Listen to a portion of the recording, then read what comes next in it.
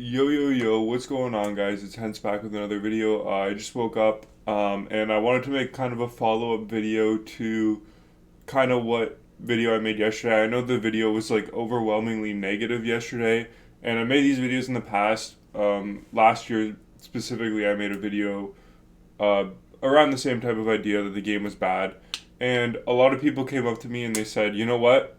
I agree with a lot of your points, but I want you to kind of cover how you would fix the game because just spitting into the void saying, oh, this game sucks, spreading negativity, isn't always the best idea.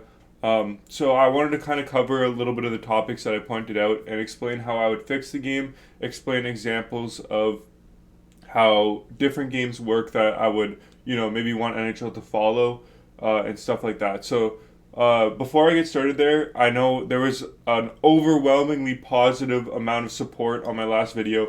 I got like almost 100 comments. I was reading through all of them. I can't reply to all of them because it would just take forever, but I just want you guys to know anybody who commented on my last video, I greatly appreciate your comments. 95% of them were positive or agreeing with me, and there was about 5% of them that were saying skill issue, which, you know what? It's facts. I probably do have a skill issue, and that probably played into my reaction to the way that the game has been so far. So fair enough. I do have a skill issue. It is a skill issue, but it's also a game issue, right? I'm not going to sit here and say that I'm the best player in the game and I lose every single game because I shouldn't. A lot of the games that I should lose anyway. But there is no denying the fact that bullshit happens not every single game that I play, but almost every single game that I play.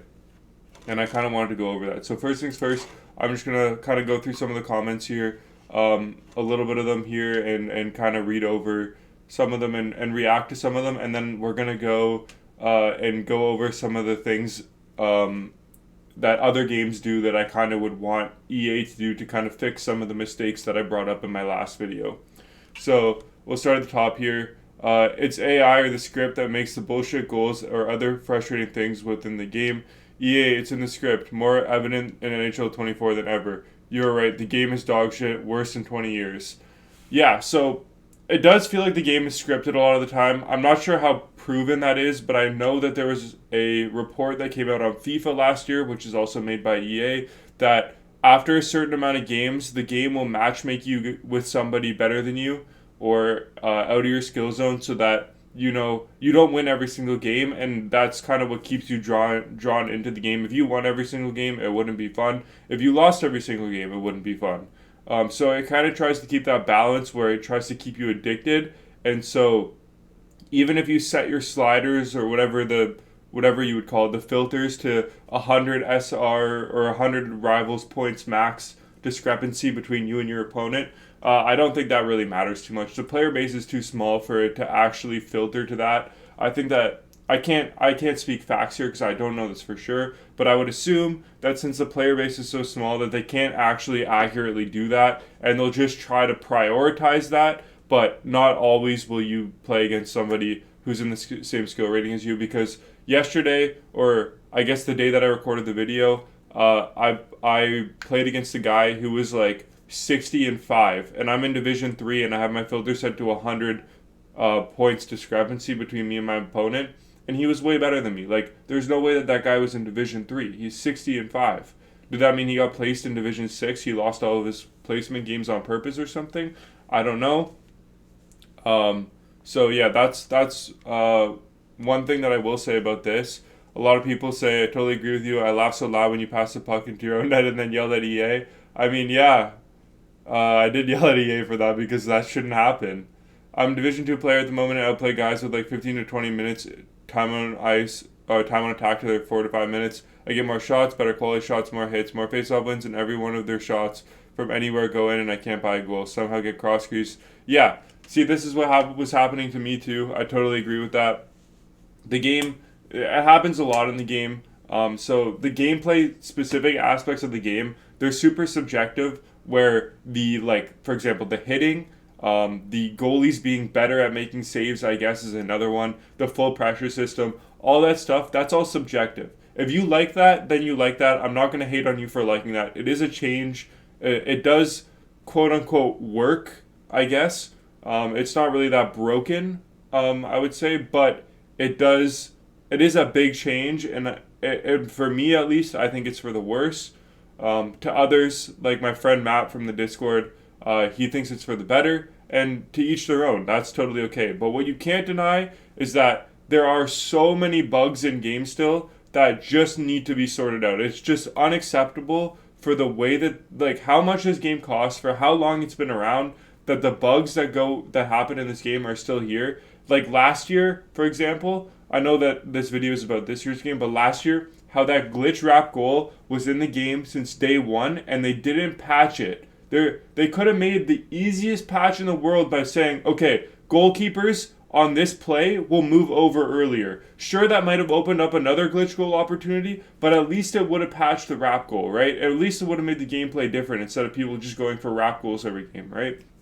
It just, like, to me, it doesn't make sense why they couldn't just fix that last year. It would have taken 5 minutes of work to be able to just say, okay, code the goalies to move over a little bit quicker to get to their post, something like that. Doesn't make sense to me, but regardless, yeah. So, but basically all the comments were, just the same thing, just saying, yeah, the game is bad, the game is bad, the game is bad, or skill issue, which, like I said before, it makes sense. But I kind of wanted to go over some of the points that I made in the last video that I had up in my notes here. So the main issue that I have with this game is not actually the gameplay. I know a lot of people think it's the gameplay that's the main issue of the game, and I think it is definitely a big issue. But at the end of the day, if you like the gameplay, you like the gameplay, and just because I don't like the gameplay doesn't mean you don't like the gameplay. So I'm not going to sit here and say that the gameplay is the worst part of the game, because I don't really think it is. I think it's not good. I don't think it's good at all. I think it's too RNG dependent. I think the goalies are too good. I think that there's no consistent way to win a game when you're dominating, because the goalies could just be the goalies and you lose the game because the goalies are so good.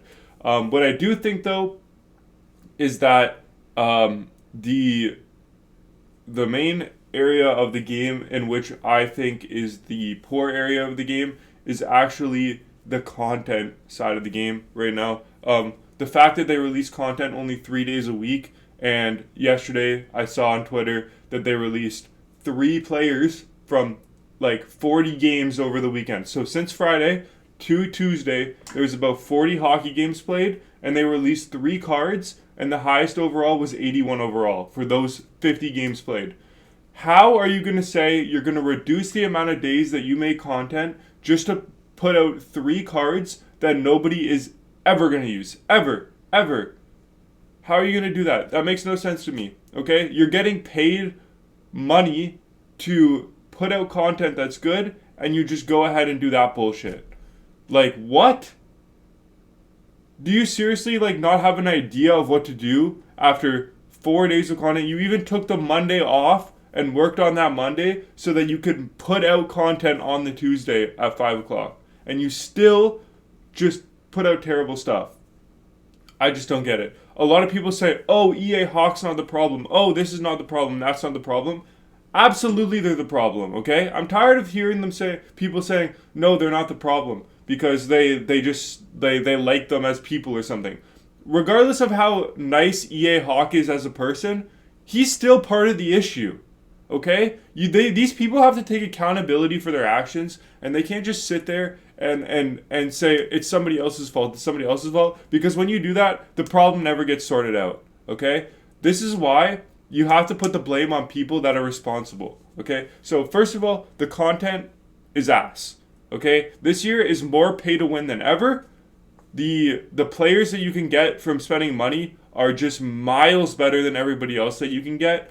And that's just not acceptable. Even though I do spend money on the game this year, or I did, it's just unacceptable that people who don't spend money are just so far behind unless they make it a second job for them, another 40 hours a week of working. And people just can't do that with school, with work, with life. They can't do that. Especially me. I can't do that either. And I make content, and I prioritize this game in my free time, and I still can't do that. So how could a dad do that when they're working all day and then they come home and they have to be a dad and then they get 1 hour a day to play the game and they can play 2 rivals games. Okay, that's 14 games a week and they finish in bronze.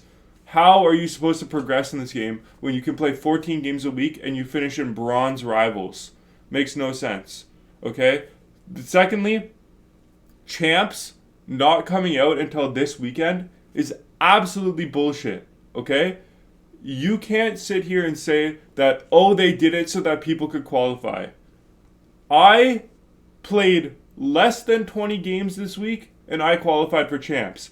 I played every single player that I played against, other than maybe 2 out of those games that I played, had more games played than me, which means they also qualified for champs. So the excuse that people didn't qualify for champs until this week is absolute bullshit, because we need champs to make the market work. There is no supply on the market right now because nobody has tradable rewards. And the tradable rewards that you get from squad battles are shit, so they don't supply the market anyway. We need champs to supply the market, and as soon as champs comes around, the market is going to be alive and it's going to be easy to make coins. Right now, everything is so inflated because we haven't had champs yet, and it's absolutely ridiculous. Absolutely ridiculous. I don't understand it. I don't know what they're doing. They needed to release champs weeks ago. For sure. Okay? Next on the list, we have the actual rewards and the changes that I want to see to rewards. So if we look at FIFA, I know a lot of you guys watching this video have played FIFA, but if you haven't, I'll give you a quick rundown of what happens in Rivals specifically. So in FIFA and Rivals, there's 2 tiers of rewards that you can get. So think about it like the Platinum, Diamond, Ultimate, Gold, Silver rewards in Rivals. Take all of those and just make them into 2 tiers. So the top tier would maybe not be as good as Ultimate, but it would be like Diamond or Platinum.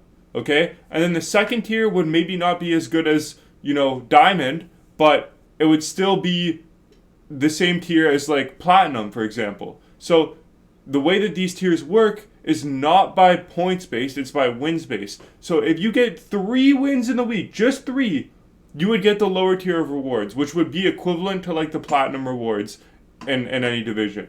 Okay? Then if you get 8 wins in the week, which is what it is in FIFA, then you get the top tier of rewards. That way, everybody can get the top tier of the rewards. The market would be way more alive. They don't even need to change the specific rewards for the divisions. Just make it easier for people that don't have hours and hours and hours to be able to get those win rewards. Okay?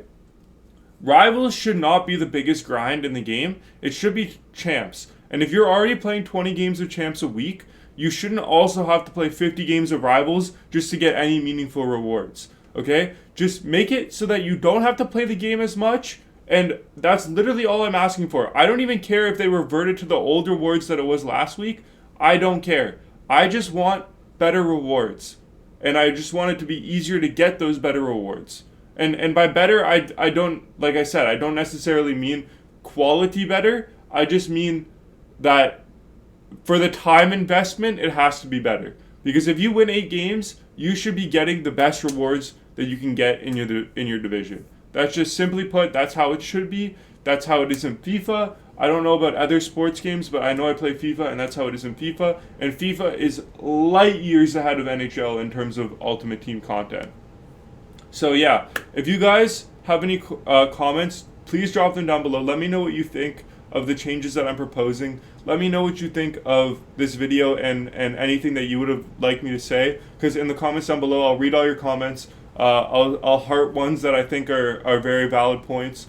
So yeah, I would really appreciate your guys' input on this topic, because I think it's super important in terms of the future of NHL for these things to get sorted out. And I just want to be a platform to actually voice what needs to be said, rather than just say, oh, it's a great game, oh, it's a great game, oh, it's a great game. But this one little thing could be changed, but even if it doesn't, it's still a great game, like a lot of people do. So yeah, thank you guys so much for watching this video. As always, I greatly appreciate it, and I'll see you in the next one. Bye, guys.